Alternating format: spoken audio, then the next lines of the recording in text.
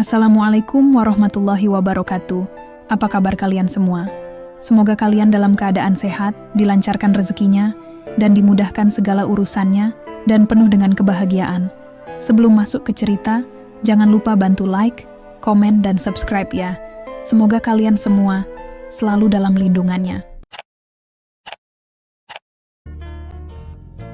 Hujan deras mengguyur atap rumah itu, membasahi halaman yang gersang, dan menyapu debu-debu yang selama ini tak pernah dipedulikan. Aku berdiri di balik jendela, memandang kosong keluar, mencoba menenangkan hati yang telah lama remuk. Rumah ini megah, besar, dan dari luar tampak penuh cinta. Tapi di dalamnya, aku merasa seperti burung yang kehilangan sangkar. Terbang bebas pun tak bisa, bersandar pun tak punya tempat. 3 tahun aku hidup di rumah ini. Menjadi istri dari seorang pria yang katanya anak kebanggaan keluarga. Kebanggaan karena wajah tampan, pekerjaan mapan, dan keluarga berada. Tapi siapa sangka, di balik senyum dan keramahan mereka di depan orang, tersembunyi keangkuhan yang mencakar jiwaku setiap hari. Mereka bukan sekadar tak tahu diri, mereka menjadikan kesombongan sebagai warisan, sebagai pusaka yang harus dijaga mati-matian.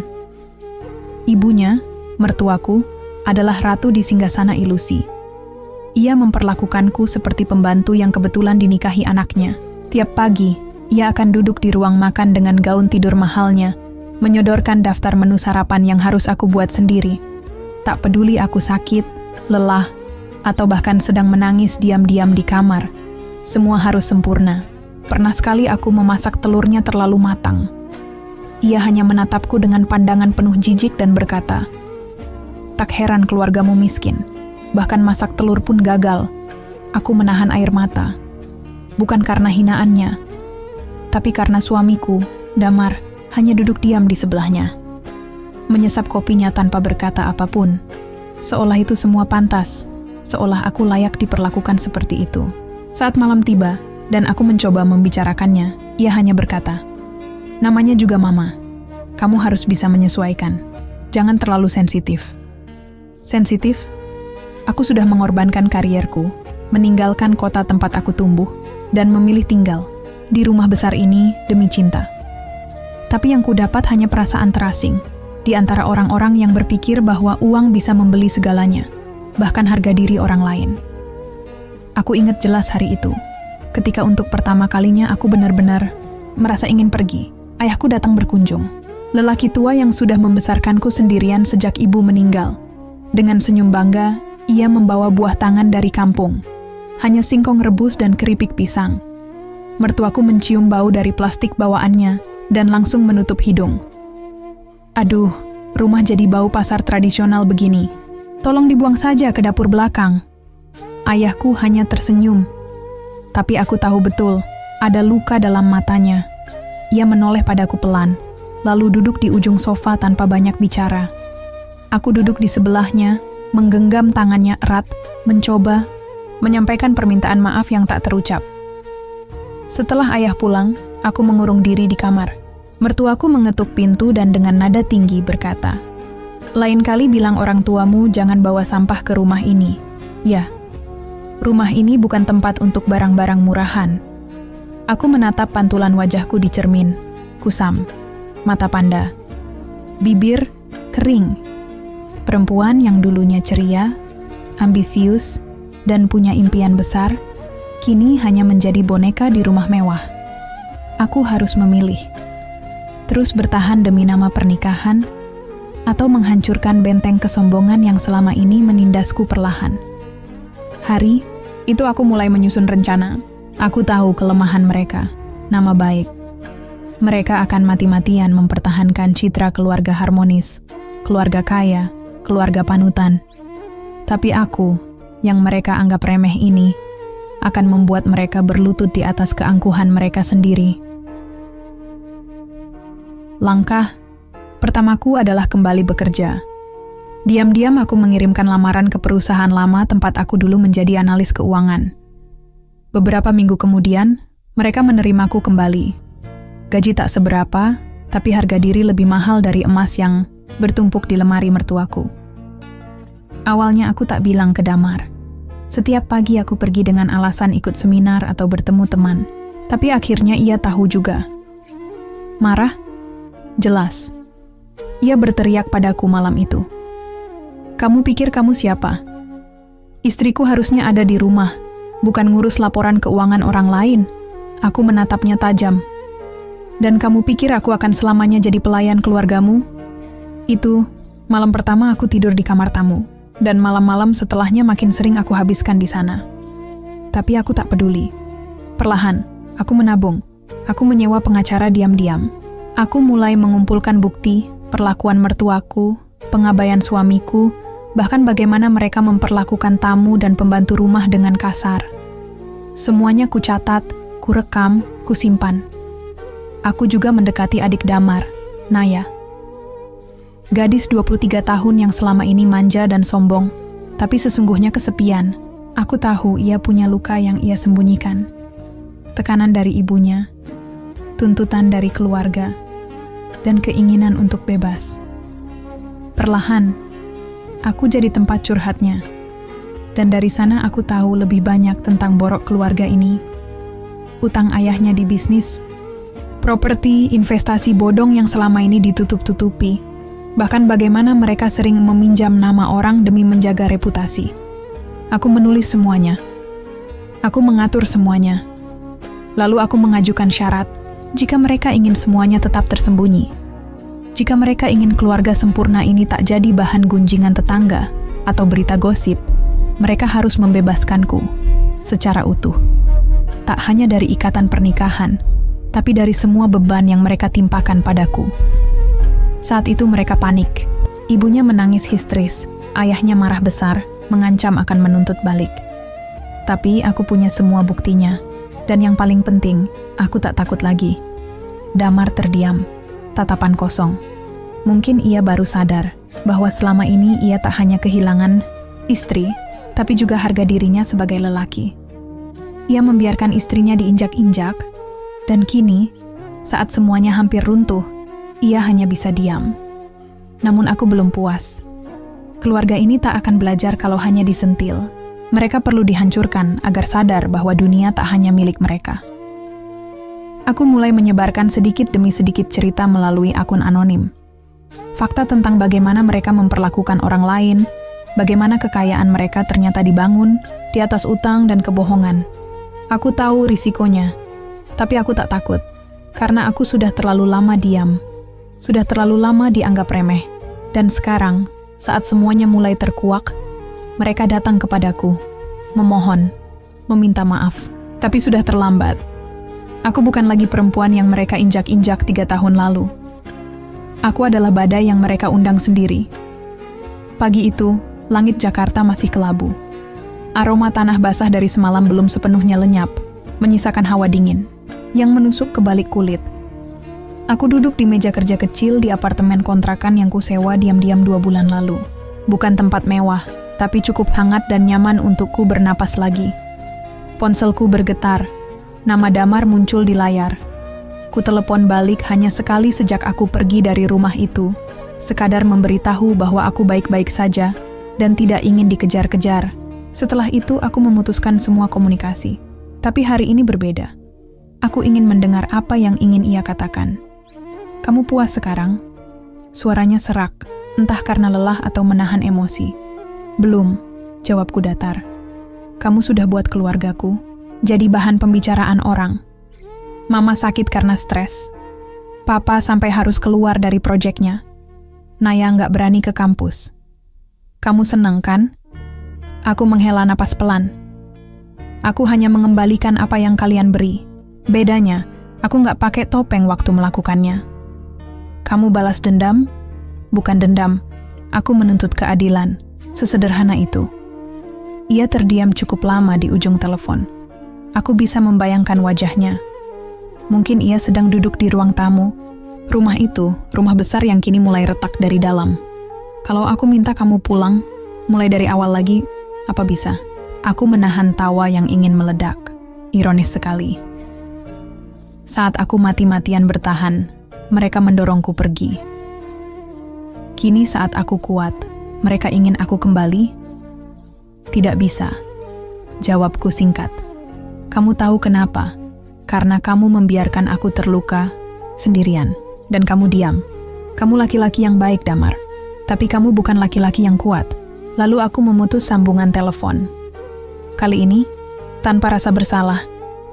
Beberapa hari kemudian, aku dihubungi oleh jurnalis dari salah satu media online yang tengah menginvestigasi perilaku keluarga-keluarga elit dalam memperlakukan pembantu rumah tangga. Rupanya, akun anonimku menyebar lebih luas dari yang kuduga. Mereka ingin wawancara, tentu dengan menyamarkan identitas. Aku ragu. Aku tak ingin jadi sensasi. Tapi aku tahu, suaraku bisa mewakili banyak perempuan yang bernasib sama. Maka aku pun menyetujui, dengan syarat, tak ada foto wajah, tak ada nama asli, dan tak ada detail lokasi. Cukup cerita, cukup luka, cukup suara. Wawancara itu tayang seminggu kemudian. Berjudul, Di Balik Gerbang Rumah Mewah, Kesaksian Seorang Menantu yang Terinjak Martabatnya. Artikel itu viral. Banyak komentar berdatangan. Ada yang mendukung, ada pula yang mencibir, menganggapku wanita tak tahu diuntung, mencoreng nama baik suami. Tapi aku tak goyah. Karena di balik semua itu, aku mulai menerima ratusan pesan pribadi dari perempuan lain. Ibu rumah tangga, menantu, bahkan pembantu rumah tangga yang diam-diam membaca tulisanku dan berkata, akhirnya ada yang berani bersuara. Dan saat itu aku tahu, aku sudah ada di jalan yang benar. Aku mulai menulis lebih sering. Di sela pekerjaanku, aku membuat blog. Isinya tentang perlakuan tak adil dalam rumah tangga, tentang perempuan yang kehilangan dirinya sendiri dalam pernikahan, tentang bagaimana kita bisa bangkit dan kembali menemukan arti hidup. Tak semua kisahku. Sebagian adalah kisah-kisah yang dikirim padaku. Tentu setelah kupastikan dengan izin dan disamarkan. Blog itu pun berkembang. Dari tulisan menjadi diskusi. Dari diskusi menjadi komunitas kecil. Aku mulai mengadakan pertemuan daring, mempertemukan perempuan-perempuan yang selama ini hanya bisa menangis di balik dapur. Aku melihat harapan di mata mereka, dan untuk pertama kalinya dalam waktu lama, aku merasa hidupku berarti. Bukan karena status sebagai istri siapa, menantu siapa, tapi karena aku berdiri dengan kakiku sendiri. Hingga suatu hari, pintu apartemenku diketuk. Aku sedang menyusun materi untuk kelas menulis online ketika suara ketukan itu datang. Kupikir hanya kurir, tapi saat kubuka, ternyata Naya berdiri di sana. Rambutnya diikat asal, wajahnya polos tanpa riasan. Kak, boleh aku masuk? Aku mengangguk, memberinya tempat. Duduk. Ia terlihat jauh lebih tenang dibanding terakhir kami bertemu. Maaf, ya, katanya tiba-tiba. Aku dulu ikut jahat sama kakak. Aku cuma takut, di rumah itu, kalau kamu gak ikut arus, kamu dilindas. Aku tersenyum pahit. Aku tahu. Makanya, aku pergi. Aku iri, kakak bisa lepas. Aku masih terjebak. Aku menatap matanya. Ada harap di sana. Ada luka yang sama seperti dulu kulihat dalam cermin. Kamu masih muda, Nay. Hidup kamu belum habis. Kamu bisa keluar juga. Dia menggenggam tanganku. Bantu aku. Aku mau keluar. Dan sejak hari itu, aku tak lagi sendiri. Aku punya sekutu. Bersama, Naya, aku membongkar kebusukan lain di keluarga itu. Bukan untuk balas dendam, tapi untuk menyelamatkan yang masih bisa diselamatkan. Ia mulai berbicara, pelan tapi pasti, tentang tekanan untuk tampil sempurna, tentang tuntutan untuk menikah dengan pria kaya yang bahkan tak ia cintai, tentang luka yang selama ini ia telan demi menjaga nama keluarga. Saat ia akhirnya berani bicara dalam salah satu pertemuan komunitasku, dengan wajah ditutupi masker dan hanya memakai nama samaran, aku tahu, aku telah mengubah hidup seseorang. Dan itu lebih berharga daripada semua permata yang pernah mertuaku pamerkan di lehernya. Hari-hari terus bergulir. Mertuaku tak lagi muncul di arisan. Ayah Damar mulai menjual aset mereka. Perlahan, nama mereka memudar dari kalangan elit. Tapi, mereka masih punya waktu untuk berubah, kalau mereka mau. Sedangkan aku justru semakin hidup. Aku mulai diminta menjadi pembicara dalam seminar-seminar. Bukan karena aku selebriti, tapi karena aku pernah di bawah. Dan kini berdiri lagi. Damar, terakhir ku dengar, dia pindah keluar kota. Memulai bisnis kecil. Kami masih menikah secara hukum. Tapi secara hati, sudah lama kami berpisah. Dan aku tak menyesal. Karena untuk pertama kalinya dalam hidupku, aku berdiri bukan sebagai istri siapa-siapa, tapi sebagai perempuan yang menyelamatkan dirinya sendiri. Dan perjalanan ini belum selesai. Aku tak pernah membayangkan bahwa suatu hari, luka yang dulu ku benci justru menjadi senjata paling tajam yang kumiliki. Setiap kali aku berbicara dalam forum, setiap kali aku menulis artikel atau menjawab email dari perempuan-perempuan asing yang mengisahkan penderitaan mereka padaku, aku merasa jiwaku yang dulu remuk, sedikit demi sedikit, disusun ulang. Lebih kuat, lebih tajam, lebih tak tergoyahkan. Namun kekuatan datang dengan harga. Aku sering lelah, sering menangis diam-diam, sering mempertanyakan, apakah semua ini benar-benar layak? Tapi setiap kali aku ingat bagaimana ayahku dulu pulang dari rumah itu dengan langkah gontai dan wajah ditundukkan hanya karena ia membawa singkong dan kasih sayang, aku tahu, aku tak bisa menyerah. Suatu malam, aku sedang menyusun catatan untuk proyek dokumenter tentang kekerasan verbal dalam rumah tangga ketika ponselku kembali bergetar. Kali ini bukan Damar, bukan Naya, tapi seseorang yang tak pernah kuduga akan menghubungiku lagi. Mbak Tania, ini Bu Retno. Suara di seberang telepon terdengar pelan, nyaris tak terdengar. Aku terdiam. Nama itu seperti petir yang menyambar malamku, mertuaku. Perempuan yang dulu duduk angkuh di ruang makan, memerintah dengan telunjuk, dan memandangku seolah aku debu di sepatu mahalnya. Kini suaranya terdengar rapuh. Ada apa, Bu? Aku cuma mau minta waktu bicara. Sekali saja. Tatap muka. Tidak lama. Aku tak langsung menjawab. Ada bagian dari diriku yang ingin menutup telepon saat itu juga. Tapi ada juga bagian lain yang ingin tahu. Apa yang membuat seorang wanita yang begitu tinggi hati rela menghubungi perempuan yang dulu ia rendahkan? Keesokan harinya, kami bertemu di sebuah kafe kecil, jauh dari pusat kota. Ia datang sendiri, tanpa perhiasan, tanpa make up, tebal seperti biasa. Rambutnya diikat sederhana dan matanya sembab. Aku dengar kamu sekarang aktif bicara soal kekerasan perempuan. Katanya membuka pembicaraan. Kamu hebat. Aku iri. Aku menatapnya dalam diam. Ia menyesap kopinya. Tangannya gemetar. Aku sakit, Mbak Tania. Bukan kanker. Bukan penyakit fisik. Tapi aku merasa kosong. Rumah itu sudah seperti museum. Dingin. Sepi. Papa Damar hampir tak pernah bicara padaku. Damar pergi. Naya menjauh. Aku pikir dulu aku sedang menjaga martabat keluarga, tapi ternyata aku cuma sedang membunuh keluarga itu sendiri. Tanganku mengepal di bawah meja. Ada luka lama yang ingin meluap, tapi untuk pertama kalinya, aku melihat dia sebagai manusia. Bukan ratu, bukan penyiksa, tapi seorang ibu yang kehilangan segalanya karena keangkuhan yang ia pelihara. Aku tidak ingin kamu memaafkanku. Aku bahkan tidak berhak minta itu. Aku cuma ingin bilang kalau kamu benar. Kata-kata itu mengguncangku lebih dari teriakan, lebih dari makian. Aku cuma manusia, Bu. Aku pernah salah juga, tapi setidaknya aku berusaha memperbaiki. Ia menunduk, mengangguk kecil. Dan itu yang tak pernah aku lakukan. Pertemuan itu berakhir tanpa pelukan, tanpa air mata.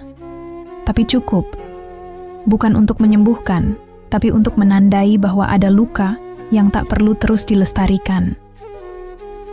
Beberapa bulan berlalu sejak pertemuan itu. Aku dan Naya makin dekat.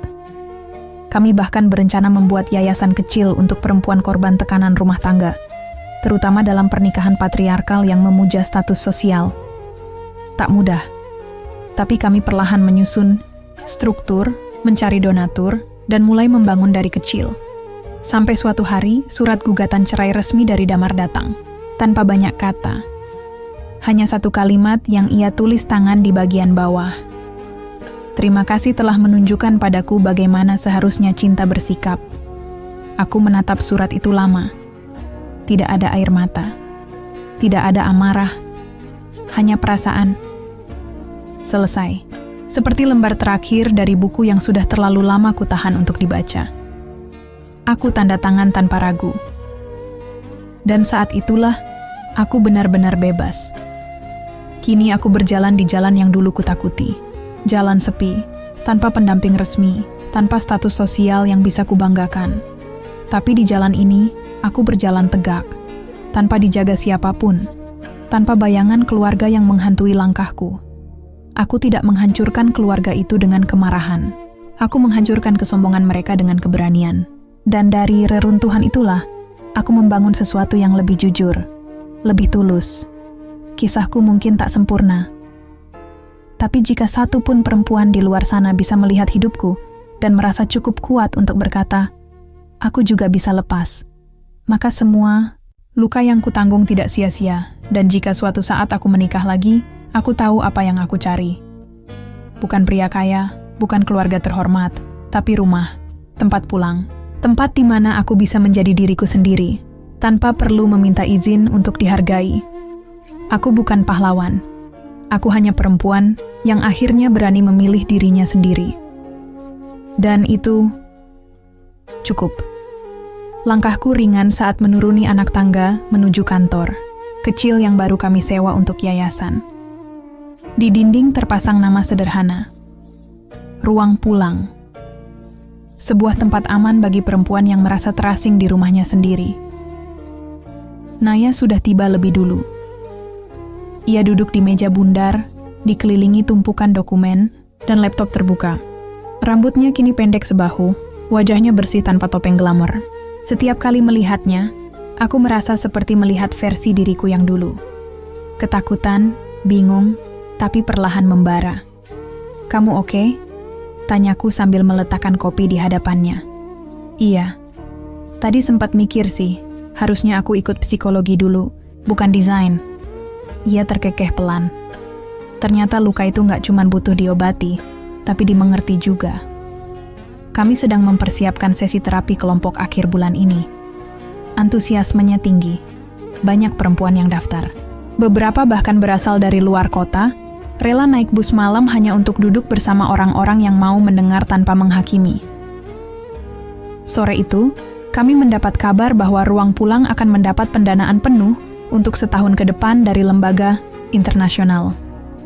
Aku dan Naya berpelukan sambil tertawa dan menangis dalam satu waktu. Ini bukan sekadar uang, ini pengakuan.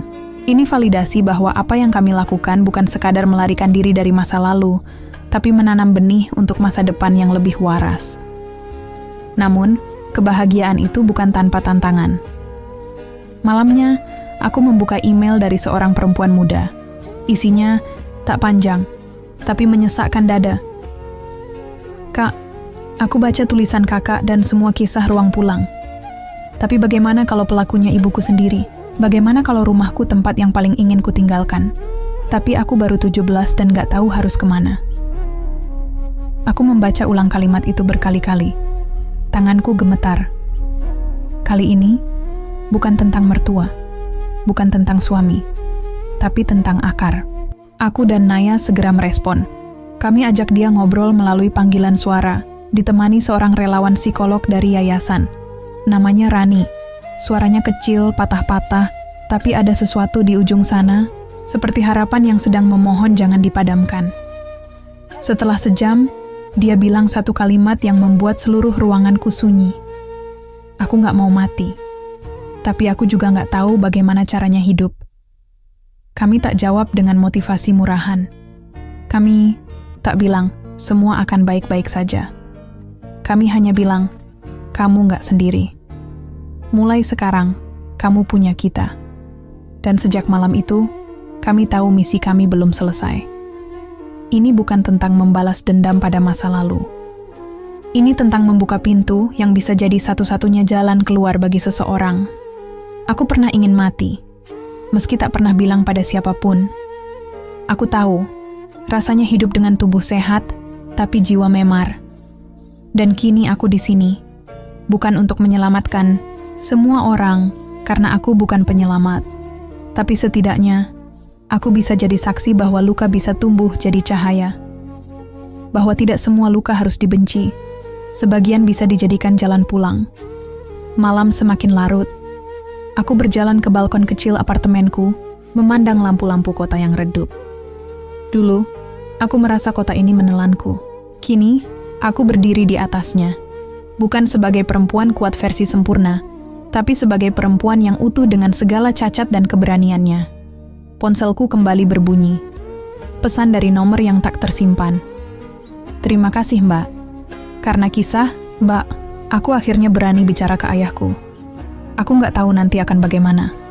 Tapi malam ini, aku bisa tidur tanpa nangis. Ku kunci layar ponsel. Ku tutup mataku.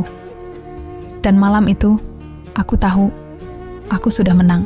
Bukan karena harta, bukan karena status, tapi karena aku memilih untuk hidup dan membantu orang lain melakukannya juga. Aku pernah dihina, pernah ditertawakan, pernah dianggap tak layak jadi bagian dari keluarga megah dan penuh gengsi itu. Tapi, sekarang aku punya keluarga yang lebih besar, lebih nyata, yang dibentuk bukan dari darah dan nama belakang, tapi dari rasa sakit yang dijahit bersama menjadi kekuatan. Keluarga itu tak tahu malu, ya.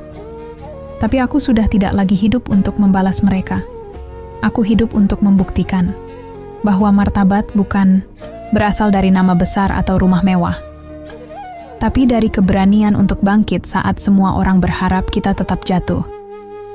Dan pada akhirnya, bukan aku yang hancur. Mereka yang dulu menganggapku tak berarti. Merekalah yang runtuh oleh kesombongan.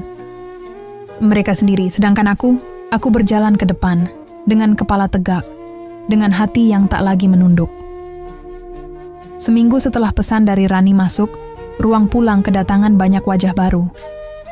Ada yang datang sambil membawa bayinya, ada yang datang sambil menahan Ishak, dan ada yang hanya duduk diam, memeluk lututnya, tanpa suara. Tapi mata mereka semua punya satu kesamaan. Lelah, tapi belum mati. Aku mulai paham bahwa setiap perempuan membawa perang di dalam dirinya. Dan kadang, perang itu tak bisa dimenangkan sendirian. Naya semakin aktif. Ia membuat program tulisan dari luka, di mana para perempuan bebas menuliskan pengalaman mereka dalam bentuk anonim, yang nantinya dikurasi dan diterbitkan dalam buletin mingguan. Salah satu tulisan minggu itu membuat kami semua hening cukup lama. Saya menikah karena dijodohkan, dan setiap malam saya harus tidur dengan pria yang tak pernah saya cintai. Saya ingin lari, tapi keluarga bilang, perceraian itu aib. Jadi saya bertahan. Untuk siapa, saya pun tak tahu. Tak ada nama, tapi kami tahu, kisah itu bukan satu-satunya. Kami mulai membuka jalur konsultasi hukum, dibantu beberapa pengacara muda yang rela menjadi relawan. Beberapa istri pejabat, istri tentara, istri ustaz bahkan, mulai datang diam-diam. Malam-malam kami diisi dengan diskusi. Siang kami habis untuk advokasi. Tapi tak sekalipun aku merasa letih yang sia-sia. Sampai suatu hari, sebuah undangan datang padaku. Dari kampus hukum tempat aku pernah ditolak hanya karena tak memenuhi syarat sosial. Mereka memintaku menjadi pembicara dalam seminar bertema Pemberdayaan Hukum Perempuan dalam Lingkungan Patriarkal. Aku sempat tertawa sendiri membaca undangan itu. Ironis, dulu aku dianggap tak pantas sekadar duduk di ruang keluarga-keluarga damar. Kini, aku berdiri di podium, bukan karena status, tapi karena kerja nyata. Hari seminar itu datang. Auditorium penuh. Aku melangkah ke panggung dengan sepatu datar dan kemeja putih polos. Tak ada perhiasan, tak ada suara riuh, hanya sorot lampu dan ratusan pasang mata yang menanti kisahku. Nama saya Tania. Dulu saya hanya dikenal sebagai menantu keluarga terpandang. Sekarang, saya dikenal sebagai perempuan yang pergi dari sana. Seketika ruangan hening, dan aku tahu kata-kata itu menancap lebih dari pidato manis manapun. Ada yang menyebut saya tak tahu malu. Ada yang bilang saya durhaka. Tapi yang saya tahu, malu itu adalah ketika kamu memaksa seseorang tersenyum sambil menyembunyikan luka. Durhaka itu adalah ketika kamu membiarkan seseorang dihina demi menjaga gengsi keluargamu. Sesi itu berakhir dengan tepuk tangan panjang. Tapi yang paling membekas bukan tepuk tangannya, melainkan satu ibu yang menghampiriku usai acara, menggenggam tanganku dengan erat sambil berkata, "Anakku masih 10 tahun, tapi berkat kamu, aku tahu aku harus keluar sebelum dia tumbuh dalam rumah yang penuh kebohongan." Aku pulang malam itu dengan hati penuh. Bukan bangga, tapi utuh. Namun seperti angin, masa lalu selalu tahu jalan pulang. Suatu siang, saat Ruang pulang tengah menggelar pelatihan kecil, seseorang datang ke pintu.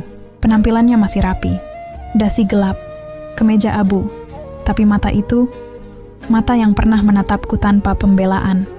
Damar. Aku berdiri. Naya menoleh dan langsung mematung. Tak ada pelukan, tak ada senyum basa-basi. Aku cuma mau bilang, aku bangga sama kamu. Suaranya berat. Aku gak pernah punya keberanian seperti kamu. Bahkan saat kamu minta aku untuk bicara, aku memilih diam.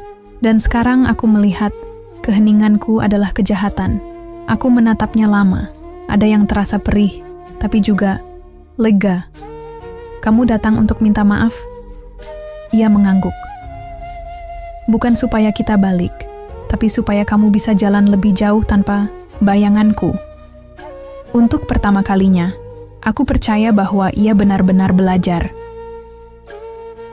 Kami bicara sebentar. Ia cerita tentang bisnis kecil yang ia bangun, tentang bagaimana ia sekarang lebih banyak belajar mendengar daripada berbicara. Ia juga cerita bahwa ibunya kini ikut komunitas perempuan usia lanjut, bukan karena ingin dipuja, tapi karena ingin didengar. Mungkin terlambat, tapi juga mungkin belum sepenuhnya hancur. Saat ia pamit, aku tahu semua ini bukan akhir, tapi permulaan dari kehidupan yang jauh dari glamor, tapi penuh makna. Ruang pulang semakin tumbuh, dari 1 ruangan menjadi 3, dari 10 anggota menjadi ratusan. Tak semua kisah kami selamatkan, tapi setiap cerita yang kami peluk menjadikan kami lebih kuat. Dan dari kekuatan itulah, kami hancurkan satu demi satu benteng sombong yang mengurung perempuan dalam peran semu. Aku masih sendiri, tapi tidak kesepian. Aku tidak sempurna, tapi utuh. Aku bukan milik siapa-siapa, tapi milikku sendiri. Dan jika kau tanya, apa yang paling kubanggakan dari hidup ini? Bukan ketika aku hancurkan kesombongan keluarga suamiku, tapi ketika aku memilih membangun sesuatu yang jauh lebih besar, harga diriku sendiri. Musim hujan datang tanpa aba-aba, tapi hati kami tak lagi sedingin dulu. Ruang pulang kini bukan sekadar tempat. Ia sudah menjelma rumah dalam arti paling utuh. Kami punya tim hukum, tim psikolog, tim pelatihan ekonomi mandiri, dan, yang paling penting, tim penyambut. Orang-orang pertama yang menyambut perempuan yang datang sambil gemetar, sambil menangis, sambil tak tahu harus bicara dari mana. Aku ingat seorang perempuan muda yang datang beberapa pekan lalu, dengan mata lebam dan perut membuncit. Usianya belum 25. Suaminya seorang ustaz ternama di media sosial. Tapi di balik layar, ia menyimpan neraka dalam rumah.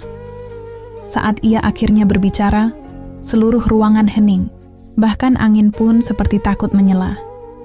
Aku diusir karena katanya, istri harus tunduk. Tapi aku bukan robot. Kami bantu ia mendapatkan perlindungan hukum, membantunya kembali kuliah, dan memberinya tempat tinggal sementara. Beberapa bulan kemudian, ia datang dengan wajah cerah, tak lagi mengenakan cadar yang dulu dipaksakan padanya, tak lagi berbisik saat berbicara. Aku akan jadi guru TK, biar anak-anak tumbuh tahu bahwa suara mereka penting, katanya sambil tersenyum. Dari situ aku tahu, revolusi itu dimulai dari satu perempuan yang menemukan kembali suaranya. Tapi aku juga tahu, tak semua orang suka dengan gerakan ini. Suatu hari, kami mendapat surat kaleng. Isinya ancaman halus. Berhentilah menyulut pembangkangan. Perempuan harus tahu tempatnya. Naya panik. Beberapa relawan ketakutan. Tapi aku tidak. Aku hanya berkata, surat itu datang karena kita mengganggu zona nyaman seseorang. Dan itu artinya kita sedang di jalan yang benar. Kami laporkan ke polisi. Tak ditindak. Tapi tak mengapa. Karena kami punya sesuatu yang lebih kuat dari hukum yang bias. Sorotan publik. Banyak jurnalis yang kini tertarik dengan ruang pulang. Dan dari setiap artikel yang terbit, setiap suara yang menggaung, kekuasaan lama mulai goyah. Suatu siang yang mendung, aku diundang ke forum tertutup Kementerian Pemberdayaan Perempuan. Di sana, duduk perempuan-perempuan dari berbagai daerah. Ada yang bersuara keras, ada yang masih bicara sambil menunduk. Ketika aku bicara, aku tak membawa presentasi. Hanya selembar kertas. Ini adalah surat dari seorang anak umur 12 tahun yang berkata, "Ibu saya tidak bodoh. Dia cuma capek menangis." Aku angkat kepala, menatap mereka satu persatu. Selama ini kita mengira pendidikan tinggi dan pekerjaan mapan bisa menyelamatkan perempuan. Tapi yang mereka butuh bukan sekadar karier. Mereka butuh tempat yang tak menghakimi mereka ketika mereka lelah jadi istri baik, dalam definisi orang lain. Setelah forum itu, kami mendapat akses lebih banyak. Ruang pulang mulai diperluas ke 2 kota lain. Beberapa mantan korban kini menjadi mentor. Beberapa bahkan menulis buku. Malam-malamku berubah. Dulu, aku tidur dalam ranjang mahal, memandangi langit-langit sambil merasa kosong. Sekarang, aku sering tertidur di sofa ruang tengah kantor kecil kami, sambil memeluk berkas kasus. Tapi tidak kosong. Aku merasa berguna. Damar sesekali menghubungi. Bukan untuk kembali, tapi untuk memberi kabar tentang adik perempuannya yang kini aktif di komunitas pendidikan desa. Tentang ibunya yang perlahan mulai tersenyum tanpa harus menyakiti orang lain. Tentang ayahnya yang pensiun dini dan lebih banyak berkebun. Lucu ya, katanya suatu malam lewat telepon. Keluarga kita jadi lebih damai setelah hancur. Aku mengangguk, meski ia tak bisa melihat. Kadang, yang perlu dihancurkan bukan rumahnya, tapi ilusi yang membungkusnya. Aku menutup telepon dengan senyum. Bukan karena rindu, tapi karena lega. Lega karena untuk pertama kalinya, aku tak membawa luka itu sendirian. Dan saat pagi datang, bersama kopi hangat dan tumpukan surat dari para perempuan yang belum kutemui, aku tahu, perjuangan ini belum selesai. Tapi aku siap. Karena perempuan yang dulu dicemooh sebagai tak tahu malu, kini tahu betul siapa dirinya. Dan aku akan terus berjalan. Tak lagi dengan beban nama belakang siapapun. Tak lagi butuh restu dari rumah megah penuh arogansi. Karena kini, rumah itu ada di sini. Di dalam dada. Di setiap tangan yang kupegang. Di setiap suara yang kuangkat. Dan setiap langkah yang kutapaki. Tak lain adalah jawabanku kepada dunia. Aku hancurkan kesombongan mereka, bukan karena benci, tapi karena aku tahu, dari reruntuhan itulah kehidupan yang baru bisa dibangun. Beberapa bulan berlalu. Kota mulai akrab dengan nama Ruang Pulang. Media sosial ramai dengan unggahan testimoni dari para perempuan yang berhasil keluar dari belenggu rumah tangga yang menindas. Tapi semakin terang cahaya, bayangan juga semakin panjang. Suatu malam, aku menerima pesan singkat dari nomor tak dikenal. Saya, saudara ipar perempuan yang baru saja bunuh diri. Dia pernah menghubungi yayasan Anda, tapi katanya tidak dapat giliran konseling karena terlalu penuh. Saya harap kalian tahu apa yang kalian bangun ini juga punya batas. Kalian tidak bisa menyelamatkan semua orang. Tanganku membeku. Naya yang duduk di seberang meja langsung menyadari perubahan raut wajahku. Aku serahkan ponsel itu tanpa suara. Ia membacanya perlahan, lalu menghela napas panjang. Tidak ada yang kami katakan malam itu. Tidak ada kalimat penghibur. Kami tahu kehilangan itu nyata. Dan bahwa perjuangan ini, betapapun besar, memang tak mampu menjangkau semua. Malam itu, kami duduk lama di beranda kantor. Hujan turun deras. Tapi tak satu pun dari kami bergerak masuk. "Aku takut, Tan," ucap Naya pelan. Takut kita terlalu percaya diri, padahal kita cuma dua perempuan biasa. Gak ada gelar psikolog, gak ada kekuatan hukum penuh, gak ada sistem perlindungan saksi. Apa kita udah kelewat jauh? Aku menatap lampu jalan yang bergetar di antara rintik hujan. Lama. Memang kita bukan siapa-siapa, tapi justru karena itu, kita jadi tempat yang bisa mereka dekati. Tempat yang gak menakutkan, gak formal, gak penuh prosedur. Kadang, itu lebih dibutuhkan daripada sekadar struktur. Aku tahu rasa bersalah itu tak bisa dihapus. Tapi aku juga tahu tidak bergerak karena takut salah adalah kesalahan yang lebih besar. Keesokan paginya, kami rapat tim darurat. Kami bentuk tim respons cepat untuk kasus-kasus kritis. Kami buka sesi malam daring bagi mereka yang tak bisa datang langsung. Kami tambahkan level latihan untuk relawan baru. Dan yang paling penting, kami mulai bangun kemitraan resmi dengan Lembaga Perlindungan Perempuan. Satu langkah kecil, tapi berarti. Dan di tengah semua perubahan itu, datang seseorang yang tak pernah aku bayangkan akan muncul lagi, ibunya Damar. Dia datang diam-diam, mengenakan kerudung sederhana dan gamis longgar. Wajahnya tirus, tubuhnya lebih kecil dari yang aku ingat. Tapi tatapannya masih tajam. Kami duduk berdua di ruang tamu kantor. Aku dengar kabar tentang tempat ini, katanya, pelan tanpa basa-basi. Awalnya ku pikir ini sekadar pelampiasan dari sakit hati. Aku hanya diam, menatapnya dengan tenang. Tapi lalu, aku bertemu seorang perempuan di pengajian. Dia bilang, anak perempuannya selamat dari KDRT karena tahu tempat ini. Dan dia menyebut namamu. Dengan doa, ia menghela napas, menatapku lama. Aku tidak akan meminta maaf. Mungkin aku tak akan pernah tahu bagaimana caranya. Tapi aku datang. Karena aku ingin tahu bagaimana kamu bisa selamat setelah semua yang kami lakukan padamu. Tak ada amarah di dalamku saat itu. Hanya rasa teduh yang datang dari tempat paling dalam. Karena saya berhenti berharap dunia akan berubah, tapi saya bisa memilih apakah saya mau ikut menghancurkan atau mulai membangun ulang semuanya dari reruntuhan. Ia mengangguk, perlahan, lalu berkata, kalau boleh, sesekali aku ingin duduk di forum yang kalian buat. Mungkin aku tidak bisa bicara, tapi aku bisa mendengar. Dan sejak saat itu, ia jadi pengunjung rutin, tak pernah menuntut bicara, hanya mendengar. Kadang membawa kue, kadang datang lebih dulu dari siapapun. Orang-orang tak tahu siapa dia sebenarnya. Tapi aku tahu, kadang perubahan tak datang dengan teriakan. Kadang ia hadir dalam diam yang penuh kesadaran. Malam itu, aku pulang ke apartemen kecilku, melepas sepatu, dan duduk memandangi jendela.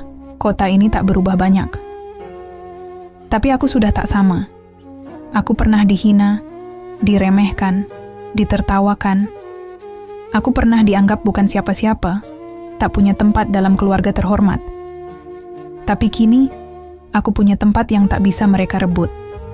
Aku punya nama yang kutulis sendiri, bukan sekadar embel-embel dari nama laki-laki. Dan aku punya jejak yang akan terus ditapaki perempuan-perempuan setelahku. Mereka tak akan tahu semua tentangku, tapi mereka akan tahu satu hal, bahwa pernah ada perempuan yang memilih tidak tinggal diam, yang berani menjadi duri di tengah karpet merah penuh kesombongan, yang hancur tapi tak musnah. Dan kalau suatu hari aku tak lagi di sini, aku tahu ruang pulang akan tetap hidup, karena rumah sejati bukan tempat kita dibesarkan, tapi tempat kita memilih untuk pulang, meski pernah dibuang. 3 tahun telah berlalu sejak hari pertama ruang pulang membuka pintunya. Sekarang, ia bukan lagi ruang kecil di sudut kota. Ia sudah menjelma menjadi gerakan. Ada cabangnya di 5 kota besar, 2 di antaranya berdiri di atas lahan hibah dari komunitas masyarakat sendiri. Ada puluhan perempuan yang kini bekerja penuh waktu, menggaji diri mereka dari sistem yang mereka bangun bersama, bukan dari belas kasihan. Aku berdiri di depan papan nama kantor pusat, huruf-huruf putih di atas latar kayu gelap yang terukir.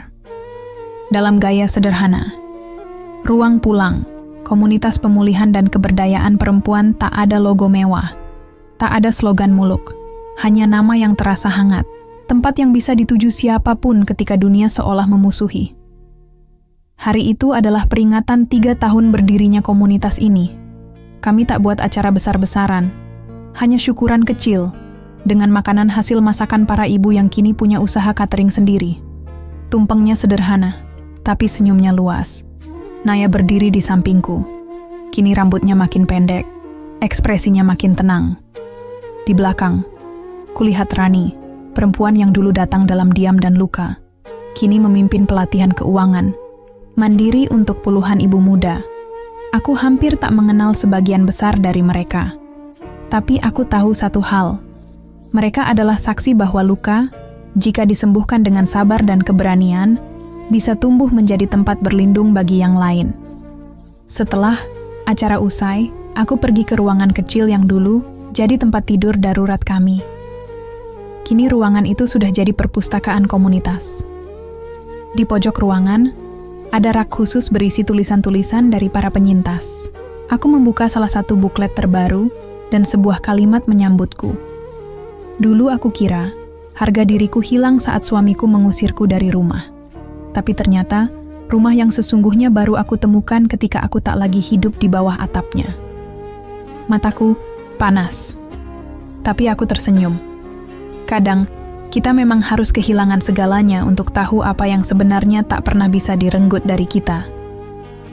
Sore itu, seorang anak kecil berlari ke arahku, mungkin usia 5 atau 6 tahun. Rambutnya dikuncir 2. Di belakangnya seorang perempuan muda berjalan cepat sambil tersenyum canggung. "Maaf, Mbak Tania," katanya. "Anak saya bilang dia mau kasih bunga buat ibu kepala yayasan yang bikin mamanya nggak nangis lagi." Si kecil menyodorkan bunga kertas. Bentuknya tidak terlalu jelas, tapi warnanya cerah, dan aku tak sanggup berkata-kata. "Namanya Naila," kata ibunya. Dan tiba-tiba, aku teringat sesuatu. Dulu, dalam keluarga suamiku, anak perempuan diajarkan diam, dipuji kalau patuh, dimarahi kalau terlalu banyak bicara. Tapi anak ini berani lari, menyodorkan bunga, dan berkata jujur dari hatinya. Mungkin inilah kemenangan paling nyata. Kemenangan yang tak datang dengan sorak-sorai, tapi dengan perubahan kecil dalam hidup satu perempuan. Lalu perempuan berikutnya. Lalu berikutnya. Ketika malam datang, aku duduk sendiri di atap gedung kantor pusat. Langit masih kelabu, tapi di kejauhan, lampu-lampu kota menyala seperti gugusan bintang. Aku mengingat kembali semua yang pernah kulewati, dipermalukan, dihakimi, dibungkam, dibentuk sesuai selera mereka, lalu dihancurkan saat aku tak lagi cocok. Tapi mereka lupa satu, hal don perempuan tidak bisa dihancurkan jika ia sudah memilih untuk menjadi dirinya sendiri. Aku tidak perlu membalas dendam. Cukuplah mereka melihat bagaimana aku, perempuan yang dulu mereka anggap noda dalam silsilah, kini menjadi rumah bagi banyak, perempuan yang pernah terbuang. Mereka bilang, aku tak tahu malu, tapi aku tahu pasti bahwa malu adalah ketika kau melihat seseorang berdarah dan berpura-pura buta demi menjaga nama baikmu sendiri. Kini, jika ada satu hal yang bisa kusampaikan ke setiap perempuan di luar sana, maka itu adalah, kamu bukan egois karena memilih pulang pada dirimu sendiri. Kamu bukan jahat karena memilih meninggalkan rumah yang memaksa hatimu untuk diam. Dan kamu tidak pernah sendirian. Karena di sini, di dunia yang katanya keras dan jahat ini, selalu ada ruang, di mana luka boleh bercerita dan keberanian akan selalu tumbuh. Dan ruang itu telah kita bangun bersama. Musim berganti. Tahun keempat sejak ruang pulang berdiri dan dunia perlahan berubah. Tidak drastis, tidak sempurna, tapi cukup untuk membuat banyak perempuan percaya bahwa hidup bisa lebih dari sekadar bertahan. Hari itu, aku menerima surat dari seseorang yang tak kusangka akan menulis padaku. Damar dan tulisannya masih sama, rapi, penuh jeda. Seolah ia selalu berpikir panjang sebelum menaruh setiap kata. Tania, Sudah lama aku ingin menulis, tapi butuh waktu lama untuk berdamai dengan caraku kehilanganmu. Aku ingin kau tahu bahwa aku bangga padamu, tidak sebagai mantan istri, atau sebagai seseorang yang pernah kutinggalkan, tapi sebagai perempuan yang menjelma jadi kekuatan bagi banyak orang. Aku mendengar tentang ruang pulang dari banyak tempat, dan diam-diam, aku datang ke salah satu seminar kalian. Aku duduk di pojok ruangan, tak berkata apa-apa, tapi aku menangis, karena untuk pertama kalinya, aku mengerti sesuatu. Dulu, aku pikir cinta berarti menjagamu tetap dekat. Tapi cinta yang sejati, kadang justru berarti membiarkanmu menjauh, agar kamu bisa menjadi utuh. Terima kasih Tania. Bukan karena kau pernah menjadi istriku, tapi karena kau menjadi contoh bagi banyak perempuan tentang apa artinya memilih diri sendiri tanpa harus merasa bersalah. Aku membacanya berkali-kali. Bukan karena aku ingin kembali ke masa lalu, tapi karena surat itu menjadi semacam pelunasan yang tak pernah kutagih. Dan kini, ia datang sendiri, tanpa pamrih. Sore itu, aku pergi ke tempat yang dulu menjadi saksi awal semua luka. Rumah megah milik keluarga mantan suamiku.